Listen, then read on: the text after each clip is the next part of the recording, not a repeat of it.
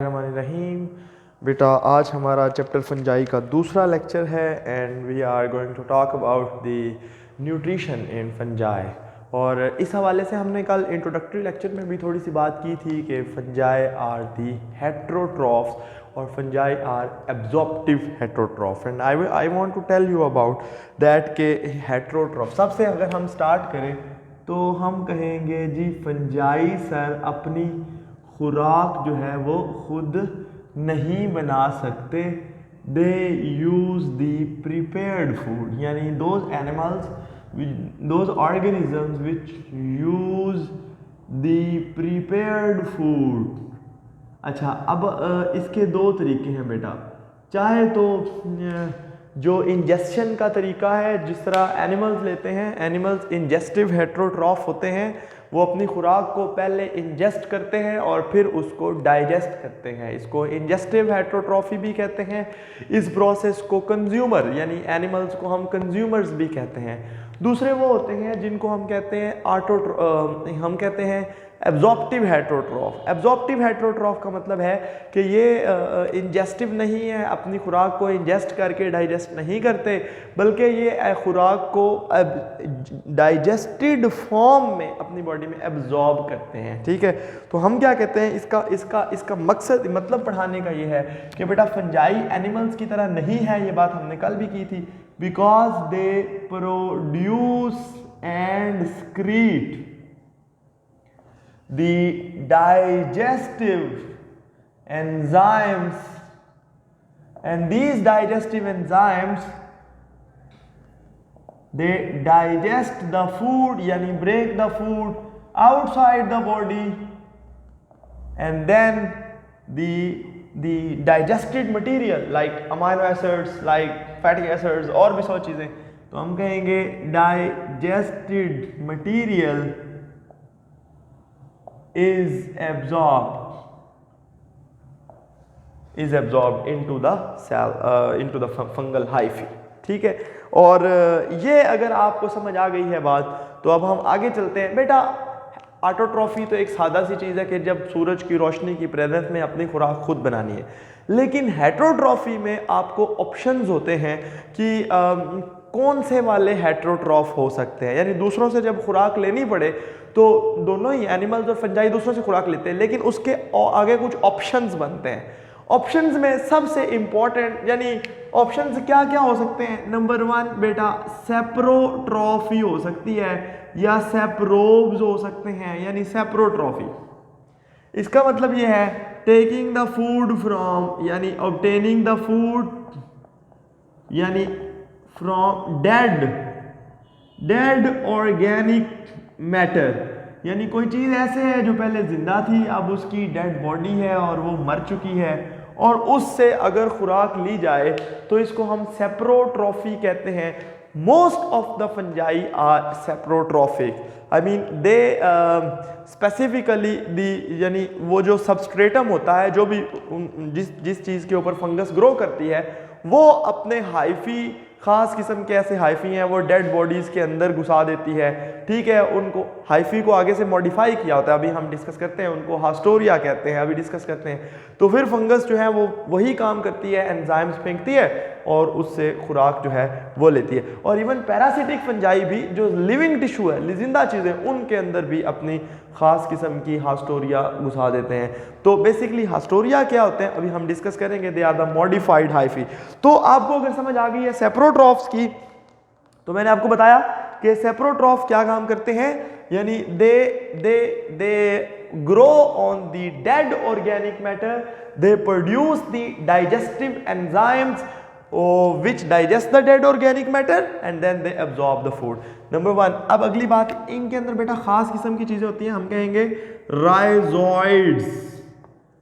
ठीक है, राइजोइड्स क्या होते हैं? These are the modified hyphae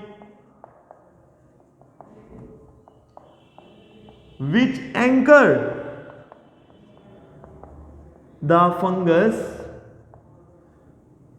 on substratum. Substratum से मुराद ये है कि जो डेड ऑर्गेनिक मैटर होगा उसके ऊपर वो उसको फिक्स करके रखेंगे, जिस तरह आप समझे क्लॉज होते हैं तो वो उसके ऐसे रखेंगे, लेकिन वो मॉडिफाइड हाइफी होते हैं, ठीक है। और फिर वही फंगस है, वही सारे का सारा उसके ऊपर जो है वो क्या उसे कहते हैं एंजाइम्स वो प्रोड्यूस करेगी, और जिससे क्या होगा कि वो सारी जो फूड है that will be digested and simple inorganic and organic compounds will be reabsorbed back by the body of fungus। तो इसको आपको समझ आ गई कि दिस इज दी सेप्रोट्रॉफी, ऐसी फंजाई जो कि डेड ऑर्गेनिक मैटर पे ग्रो करते हैं। अच्छा, इसका फ़ायदा क्या होता है? नंबर 1 बेटा, सबसे एक तो इनका लार्ज सरफेस एरिया होता है, क्योंकि बहुत सारे हाइफी होते हैं जो पूरी की पूरी सबस्ट्रेटम के ऊपर फैले हुए होते हैं, बहुत बड़ा। दूसरे नंबर पे ना इनका जो बेनिफिट है वो क्या है, वो मैं अभी आपको बताऊं। वो ये है बेटा कि their benefit is they are involved, अभी मैं आपको बताता हूं तो आपको समझ आ जाएगी, in the decomposition of dead bodies of plants and animals and recycling, बड़ा इंपॉर्टेंट है, ऑफ द मटेरियल या एलिमेंट्स या बायो एलिमेंट्स, आप जो सा भी लफ्ज लिखें, of the elements in the ecosystem. ये इनका सबसे इंपॉर्टेंट बात है। देखें बेटा, अगर डीकम्पोजर्स ना होते ना, मैं इसकी एग्जांपल देता हूँ।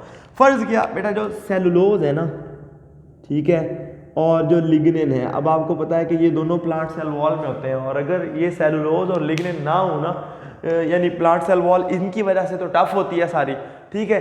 तो लेकिन फंजाई, अच्छा आप एक बात आपको अगर मैं साइड पे बताऊं तो अच्छा रहेगा, वो है डीकम्पोजर्स। डीकम्पोजर्स क्या होते हैं? आपने ये 9th क्लास में, 8वीं क्लास में भी बात पढ़ी हुई है कि decomposers are those organisms which decompose, which disintegrate, which हम कहेंगे तोड़ते हैं जो the bodies of the living, the dead bodies of the living organisms. इनका फ़ायदा ये होता है कि अगर ये डीकम्पोजर्स ना हो ना, तो आप ये समझें कि पूरी दुनिया के अंदर डेड बॉडीज़ भर जाएं, और जितना बायो एलिमेंट है, आपने पढ़ा हुआ है एक कानून बकाए मादा, यानी जिसको हम कहते हैं law of conservation of mass, के मैस तो फिक्स रहता है। तो अगर सारे के सारे जो बायो एलिमेंट्स हैं, यानी जो ज़िंदगी का जो मटेरियल है, वो सारे का सारा डेड बॉडीज़ की शक्ल में हो जाएगा, तो नया ऑर्गेनिक मैटर यानी नया मैटर यानी नई बॉडीज़ बनाने के लिए वर्चुअली कोई जगह, कोई मटेरियल ही नहीं होगा, तो प्लांट भी ग्रो नहीं करेंगे, और आहिस्ता आहिस्ता सारी दुनिया डेड बॉडीज़ का एक ढेर बन जाएगी। अनटिल और अनलेस वो जो डेड बॉडीज़ हैं उनको डिकम्पोज किया जाए, उनको ब्रेक किया जाए, और जब वो ब्रेक हो तो उनसे उनकी उनकी उनकी ब्रेकेज से जितना जो भी मटेरियल बनता है, वो सारे के सारे मटेरियल को वापस एनवायरनमेंट को भेजा जाए। इसे कहते हैं बेटा रीसाइक्लिंग। अगर आप याद हो, आपने 10th क्लास में नाइट्रोजन साइकिल और कार्बन साइकिल पढ़े थे कि डेड ऑर्गेनिक मैटर से नाइट्रोजन कैसे वापस जाती है, कार्बन कैसे वापस जाती है in the form of carbon dioxide and a lot of things. तो वो अभी हमारा टॉपिक नहीं है, लेकिन आप ये समझ जाएं कि अगर रिसाइकलिंग ना हो मटेरियल की, तो ये दुनिया का क्या हाल हो। और उस काम में सबसे इंपॉर्टेंट रोल फंजाई प्ले करते हैं, क्योंकि सेलुलोज और लिग्निन जो प्लांट की जो हम कहते हैं सेल वॉल का एक इंपॉर्टेंट तरीन पार्ट है, इसका मतलब है प्लांट मटेरियल का एक इंपॉर्टेंट तरीन पार्ट है, इनकी डाइजेशन विदाउट फंजाई नहीं हो, इनकी ब्रेकेज या इनकी डीकम्पोजिशन विदाउट फंजाई नहीं हो सकती, क्योंकि बैक्टीरिया कोई ऐसा एंजाइम प्रोड्यूस नहीं करते जो इन दोनों को तोड़ सके। तो अब आप समझ गए कि how much they are important. मैंने ये नीचे इंपॉर्टेंस के लिए एक एग्जांपल दी है, और ये इनका फ़ायदा है।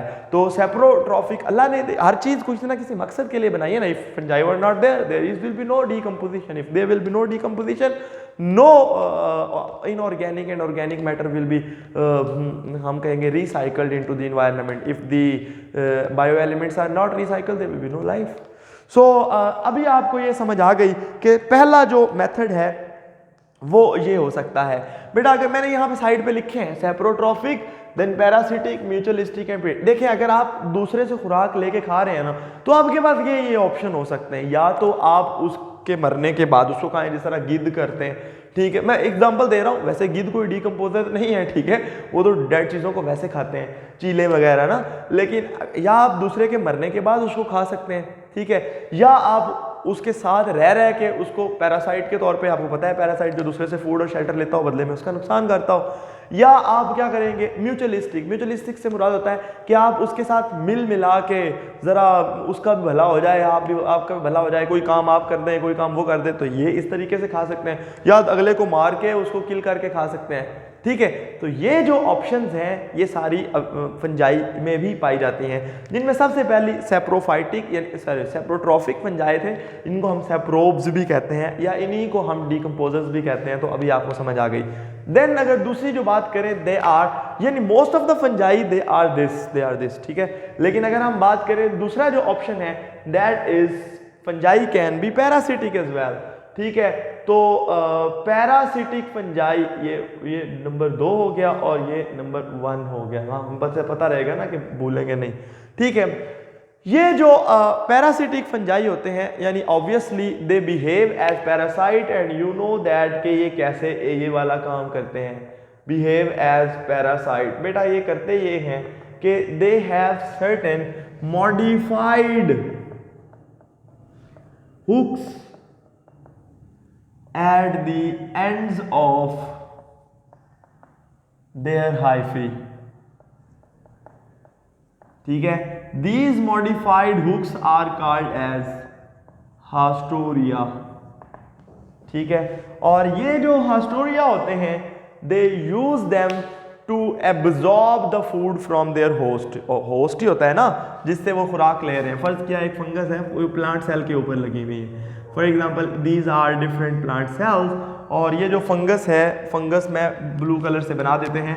तो ये जी ये देखें फंगस है, और फंगस की ये इधर उसकी हाइफी है। ठीक है जी, हमें उससे कोई लेना देना नहीं, लेकिन ये उसकी एक ख़ास हुक है जिसको आगे से इस तरह फैली होती है, इसको हम कहेंगे हास्टोरियम।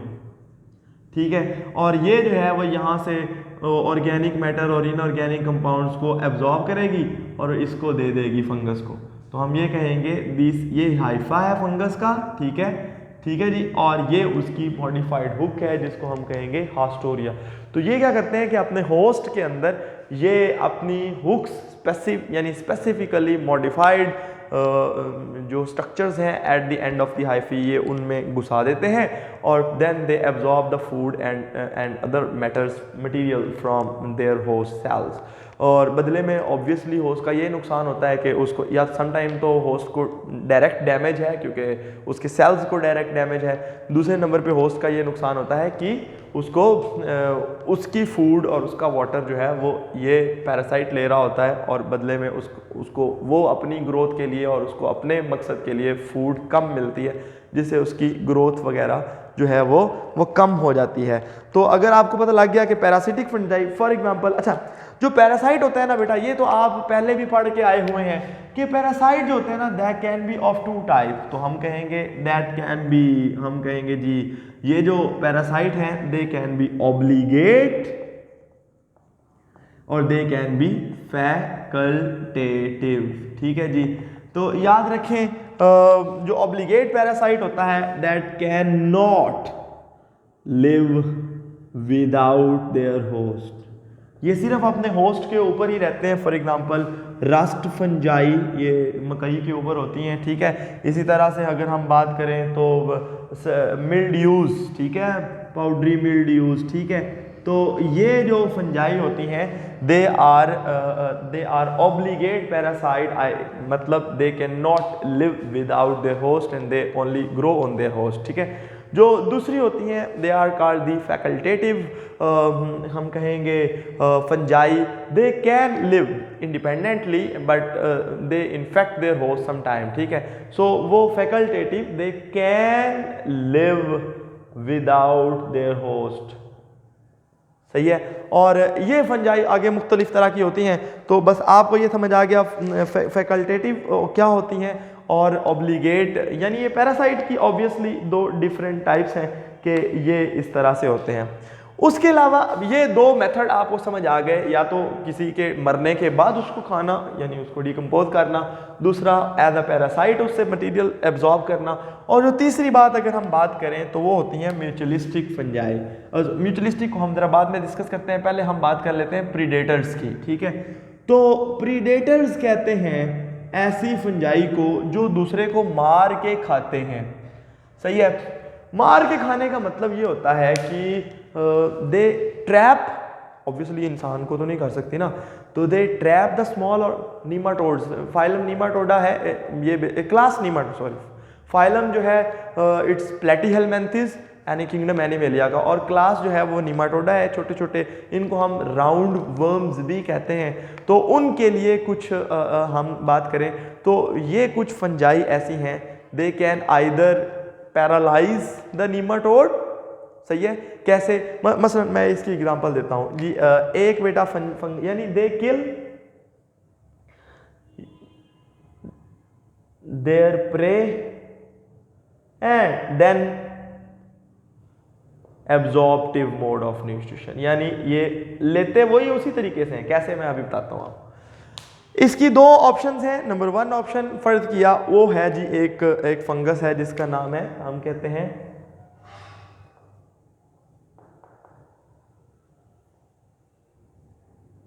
आई थिंक OSTREATUS, ऐसी है आई थिंक, यस। सो ये एक फंगस है बेटा, प्लोरोटस ऑस्ट्रिएटस। ठीक है। ये एक फंगस है जो वैसे तो ये प्लांट्स को इन्फेक्ट करती है, यानी ये नॉर्मली ये फंगस जो है ये वुड को इन्फेक्ट करती है, वुड को डाइजेस्ट करती है, दरख्त के ऊपर लगती है। लेकिन सम टाइम ये नीमाटोड जो होता है, यानी उसको जो इसके वो इस पे फीड करने आता है। ठीक है। और ये उसको क्या कर देती है, उसको पैरालाइज कर देती है, और फिर उसके ऊपर एंजाइम फेंकती है और वो उसको डाइजेस्ट करते हैं। उससे ये अपनी मोस्टली नाइट्रोजन की ज़रूरियात को ये फंगस पूरा करती है। इसी तरह कुछ और फैमिली हम कहेंगे ऑर्थोबोटेरस, ORTHOBOTRYS। ठीक है। ऑर्थ्रोबोट ये एक ऐसी फंगस है जो कि एक कॉन्स्ट्रिक्टिव रिंग्स बनाती है। फर्ज किया ये एक जो नीमाटोड है और ये उसके गिर्द, ये जो फंगस है ये उसके गिर्द रिंग बना के उसको ट्रैप कर लेती है, यानी इसके जो हाइफी हैं वो लाइक दिस। ठीक है। और वो रिंग बना के उसको ट्रैप कर लेते हैं, और ये अब ये ट्रैप होगी तो अब इसको वो इसके ऊपर एब्जॉर्ब यानी फिक्स कर लिया, पकड़ लिया, और अब उसके ऊपर एंजाइम मारेंगे और उसको डाइजेस्ट करेंगे और उससे फिर एब्जॉर्प्टिव मोड ऑफ न्यूट्रिशन के जरिए फूड हासिल करेंगे। तो अब आपको समझ आ गई कि प्रीडेटर फंजाई क्या करते हैं, they either what we say paralyze their prey और they trap their prey by making the rings around it, और फिक्स कर ले, जंजीरें पहना दी, and then they what we say they do the absorptive mode of, जो भी उनका तरीक़ाकार होता है वो रेगुलर वो इस्तेमाल उसके ऊपर करते हैं। तो हमें प्रीडेटर फंजाई के बारे में पता चल गया। अब हम जो मेन एक आखिरी जो रह गया है, that is very important, and that is the what we say 4 number, तो हम कहेंगे म्यूचुअलिस्टिक फंजाई। म्यूचुअलिस्टिक फंजाई किसे कहते हैं? ये एक ऐसी फंजाई होती है, म्यूचुअलिज्म आप अच्छी तरह जानते हैं ना जी, तो म्यूचुअलिज्म कहते हैं कि दो ऑर्गेनिज्म ऐसे symbiotic relationship between the two organism in which both of them they get benefits and neither one is harmed, तो दोनों का भला होता है। तो वो किस तरह से है जी? Mutualistic fungi are like what we say, इसमें दो इंपॉर्टेंट तरीन, यानी हम कहेंगे एक हैं जी लाइकन्स, ठीक है, और जो दूसरे हैं दे आर दी माइकोराइजी। ठीक है।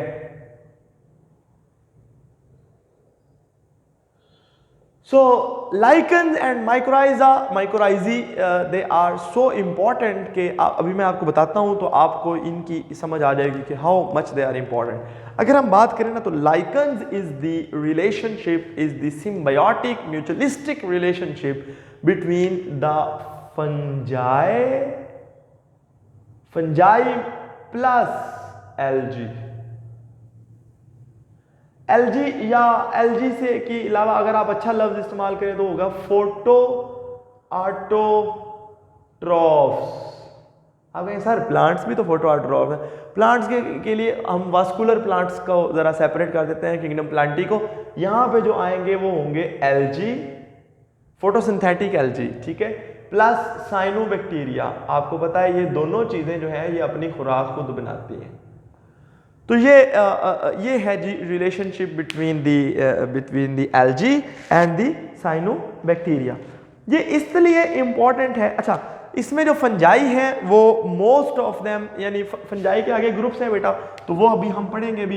इन फंजाई में एस्कोमाइसीड्स यानी एस्कोमाइकोटा, ये फंजाई का एक ग्रुप है, हम बात करेंगे। इसी तरह ड्यूटेरोमाइकोटा, जिनको हम इम्परफेक्ट फंजाई भी कहते हैं, ये आखिरी ग्रुप है। इनके अंदर सेक्सुअल रिप्रोडक्शन नहीं होती, हम इनके बारे में भी डिस्कस करेंगे, ड्यूटेरोमाइकोटा।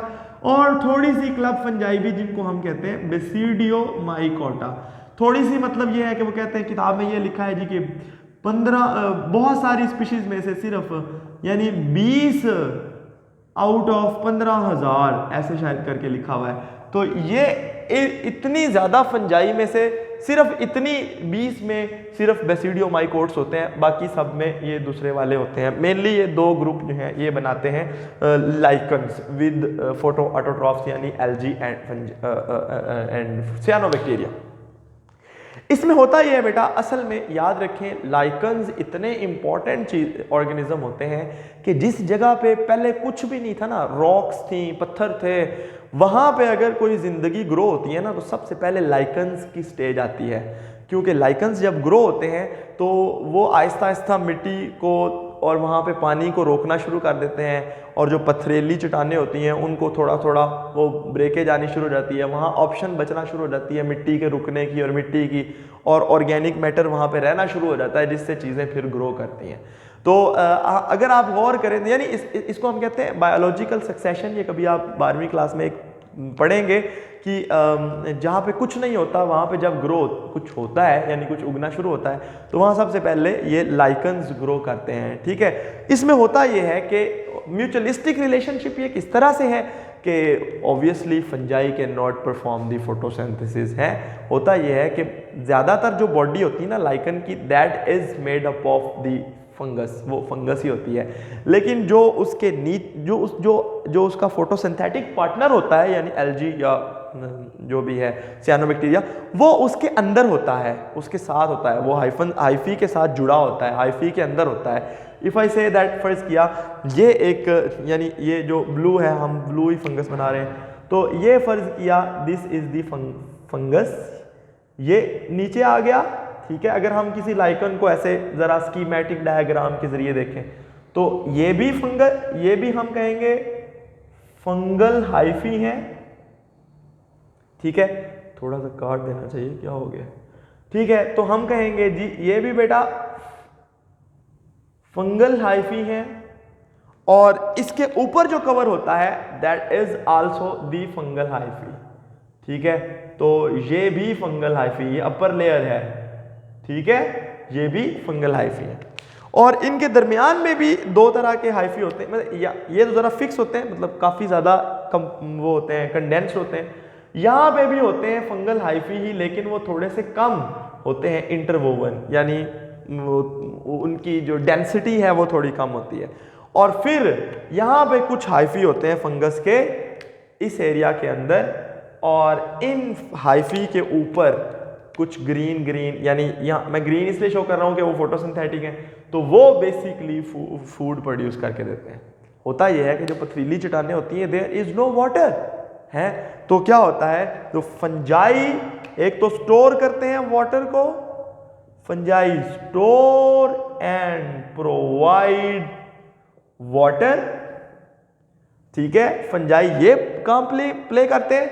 नंबर 2, फंजाई प्रोटेक्ट द जो भी इनका एल्गल पार्टनर होता है, जब फोटोसिंथेटिक पार्टनर होता है, the algal partner from desiccation, यानी उसको खुश्क होने से बचाती है, और साथ साथ उसको प्रोटेक्शन देती है, उसको खुश्क होने से बचाती है, उसको सनलाइट, ज़्यादा सनलाइट से बचाती है। और बदले में क्या होता है, वो यानी एल्गल पार्टनर जो है वो मैं ये लिख देता हूँ, यानी जो उसका एल्गल पार्टनर है that provides the food to the fungus. Fungi उसको प्रोटेक्ट करते हैं, उसको फूड देते हैं, जो बारिश होती है तो पानी को अब्जॉर्ब रखते हैं, और जो बदले में एल्गी एल्गल पार्टनर होता है वो उसको फूड प्रोवाइड करता है, क्योंकि वो फोटोसिंथेसिस करने का अहल होता है। तो इस तरीके से ये चीज़ चलती रहती है। इसमें मुख्तलिफ स्टेजेस आती हैं जिनको हम कहते हैं फ्रूटिकोज लाइकन स्टेज, जो फिर क्रस्टोज लाइकन स्टेज। ये बेसिकली मुख्तलिफ स्टेजेस होती हैं सक्सेशन की। क्या होता है कि पहले एक खास तरह के लाइकन्स होते हैं जो इतने ज़्यादा वो कहीं चिपटे दूर दूर होते हैं। देन फ्रूटिकोज जो क्रस्टोज लाइकन स्टेज होती है वो क्रस्ट की तरह से वो पत्थर के ऊपर ऐसे बिल्कुल एक लेयर बन जाती है। फिर उनमें से यानी पत्तों वाले, ठीक है, छोटे छोटे पत्तों, पत्ता नुमा, नॉट पत्ते, लेकिन फोलियोज लाइकन स्टेज। ये इसकी 3 स्टेजेस होती हैं, fruticose, then crustose and then foliose lichen stages. तो ये अब इनके फ़ायदे क्या क्या हैं, जिस तरह हमने हर एक में लाइकन्स का फ़ायदा ये होता है कि नंबर 1 ये एक तो लाइकन्स जो है they take part in biological succession, यानी जब जहाँ पे कुछ नहीं होता वहाँ लाइफ ग्रो कराने में ये पहले ऑर्गेनिज्म है जो पायनियर्स हैं जो वहाँ पे जाते हैं। और दूसरे नंबर पे हम कहेंगे जो इनका फ़ायदा होता है that is they are involve in they are pollution indicators, biological indicators भी कहते हैं। असल में होता यह है कि ख़ास किस्म के लाइकन्स का उनकी नंबर उनका कम हो जाना या ज़्यादा हो जाना, या व्हाट वी से उनका इवन सम टाइम कुछ का कलर तक बदल जाता है। जिस ख़ास किस्म के पोल्यूटेंट्स जब इन्वायरमेंट में आते हैं तो तब उनके साथ ये होता है। तो उससे हमें अंदाज़ा होता है कि yes there is something going on in the environment, यानी पोल्यूशन वगैरह। तो ये भी आपको पता चल गया कि लाइकन्स क्या है। दूसरा जो हम म्यूचुअलिस्टिक, यानी म्यूचुअलिज्म में 2 रिलेशनशिप हैं, लाइकन्स एंड माइकोराइजी, जिनको ज़्यादा डिटेल में पढ़ाया जाता है। तो अगर हम माइकोराइजी की बात करें तो हम कहेंगे this is the relationship between fungi plus, अगर आप गौर करें तो वास्कुलर प्लांट्स। आप ये सोचें असल में होता क्या है कि प्लांट जो है ऑब्वियसली उसको ग्रो करने के लिए उसको फूड चाहिए, और फूड भी उसको ज़मीन से वाटर और न्यूट्रिएंट्स, बाकी अपनी खुराक तो वो खुद बनाएगा, लेकिन ज़मीन से उसको पानी और न्यूट्रिएंट्स तो चाहिए। तो जब वो ज़मीन से वाटर और न्यूट्रिएंट्स को एब्जॉर्ब कर रहा होगा तो उसे ज़्यादा से ज़्यादा वाटर और न्यूट्रिएंट्स एब्जॉर्ब करने के लिए ज़्यादा जड़ें, यानी ज़्यादा सरफेस एरिया चाहिए। तो फ़र्ज़ किया अगर उसकी जड़ें थोड़ी हैं तो वो क्या करते हैं प्लांट्स, वो अपनी जड़ों के साथ अटैच कर लेते हैं बहुत सारी किनको हम कहते हैं फंजाई को। फंजाई चूंकि ज़मीन के अंदर दूर तक फैले होते हैं, तो जब ये दूर तक फैले होते हैं तो ये दूर दराज से पानी बहुत सारा जज़ब करके ला के उस प्लांट को देते हैं और वो प्लांट की ग्रोथ तेज़ होती है। 95% ऑफ द वास्कुलर प्लांट्स वो माइक्रोराइजी बनाते हैं, वो जोड़ते हैं। इनकी मुख्तलिफ टाइप्स होती है, अभी हम डिस्कस करते हैं। फ़र्ज़ किया if this is a plant, और ये एक प्लांट है, उसकी जड़ें इतनी ज़्यादा गहरी नहीं हैं, ठीक है, और ये उसका ऊपर जो भी है, ठीक है, तो ये उसका जो है वो जड़ें हैं, और जड़ों के अंदर हम कहेंगे ये जो जड़ों के साथ अटैच है कैसे, वो भी हम डिस्कस करेंगे। ये फंगल पार्टनर है, ठीक है जी। अब फंगस दूर तक फैली हुई है और वो उसको बढ़ा के यानी उसकी ग्रोथ करवा रही है। ये आपको लग गया पता कि जिसको हम कहते हैं कि प्लांट्स को, और बदले में प्लांट को क्या मिल रहा है, प्लांट को मिल रहा है maximum surface area for absorption and of the water and minerals, और बदले में फंगस को फूड मिलती है, ठीक है। तो ये आपको लग गया पता कि भाई ये किस तरह से है। लेकिन अब अगर आप जो माइक्रोराइजी हैं उनकी 2 टाइप्स होती हैं, एक को हम कहते हैं एंडो और एक्टो माइक्रोराइजा। वो क्या होता है, फ़र्ज़ किया ये देखें, अगर आप गौर करें तो मैं आपके सामने ना मैं प्लांट को जल्दी में आपके सामने एक प्लांट का एक जड़ का क्रॉस सेक्शन बना देता हूँ, आपको समझ आ जाएगी। इसमें मुख्तलिफ लेयर्स होती हैं, अभी हम उनको डिस्कस नहीं करना चाहते, ठीक है जी। जाइलम, ठीक है, फिर उसके बाद आ जाएंगे जिसको हम कहते हैं वास्कुलर कैम्बियम, फिर फ्लोएम श्लोएम, ठीक है। इन चीज़ों के बारे में मैं इसलिए डिस्कस नहीं करना चाह रहा because this is not the topic of today. मैं सारा कुछ छोड़ के अगर आप गौर करूँ तो मैं आपके सामने कॉर्टेक्स के सेल्स बनाऊंगा और उनके गिर्द फिर एपिडर्मिस के सेल्स बनाऊंगा, ठीक है। तो बेटा अगर ये कॉर्टेक्स के सेल्स हैं फ़र्ज़ किया, ठीक है, और इन सेल्स के गिर्द एपिडर्मिस के सेल्स भी हैं, ठीक है, तो वो फ़र्ज़ किया ये हैं, एक प्लांट की एपिडर्मिस ये है। तो जो एक्टोमाइकोराइजी होते हैं ना, यानी ये 2 तरह के ये पूरा आप समझ जाएं, ठीक है। एक होते हैं एक्टोमाइकोराइजा, ठीक है, और एक होते हैं एंडोमाइकोराइजा, ठीक है। जो एक्टोमाइकोराइजी होते हैं इसके अंदर क्या होता है कि फंगस के जो हाइफी होते हैं ना, fungal hyphae do not penetrate into the cell, cell की जो मेम्ब्रेन है, जो उसकी सेल वॉल है, प्लाज्मा मेम्ब्रेन, ये इसमें क्या होता है, फंगस अगर मैं ब्लू से बनाऊं तो आप ये समझें कि फंगस इन सेल्स के दरमियान रहेगी, ठीक है, और इन सेल्स के अंदर जो है वो पेनिट्रेट नहीं करेगी, सही है। यानी आप ये समझें कि ये सेल्स हैं, फर्ज किया तो ये अगर सेल्स हैं तो अगर अब मैं फंगस को रेडी बनाऊंगा, टाइम कम है, ये देखें आप, फंगस के दरमियान में रहेगी, ठीक है, फंगस जो है वो सेल्स के दरमियान में रहेगी, यानी एक्स्ट्रा सेलुलर जगह पे रहेगी, it will not penetrate into the cell, ठीक है। और एंडोमाइकोराइजी में क्या होता है, the fungus will penetrate into the cell, the fungal hyphae are not outside, they are present outside but they are also penetrating into the cells of the plant, उसकी membrane के अंदर, यानी कि इस जगह पे, ये एंडोमाइकोराइजी है, ठीक है। ये इसी तरह अगर मैं यहाँ बनाऊँ, एक्टोमाइकोराइजी यहाँ बनाए थे तो एंडोमाइकोराइजी यहाँ बना देता हूँ, वो बाहर भी होते हैं और सेल्स के अंदर भी घुसते हैं।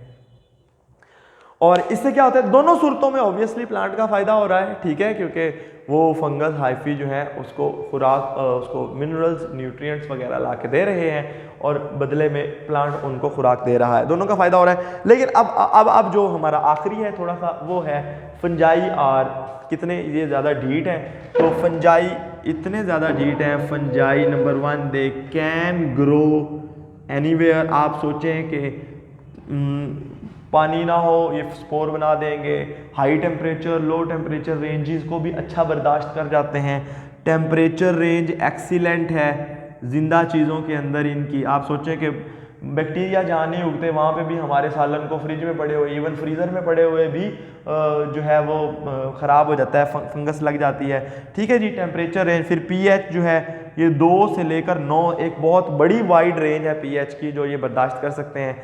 अनफेवरेबल कंडीशंस को पास करने के लिए ये स्पोर बनाते हैं, वो इनका रिप्रोडक्शन का तरीक़ाकार भी है। So they are very versatile, they are very resistant to decay and they are very what we say the dramatic organisms. तो बेटा आज के लेक्चर में हमने total nutrition of the fungi पढ़ ली है। अगर आपको कोई सवाल हो तो आप कमेंट सेक्शन में पूछेगा, नहीं तो फिर बाद में पूछ लीजिएगा जूम की मीटिंग में। तो यहाँ ठीक है, थैंक यू सो मच। आज के प्रोग्राम का वक्त ख़त्म हुआ, आपसे मुलाकात होगी इंशाल्लाह कल। इजाज़त दीजिए, अल्लाह हाफ़िज़।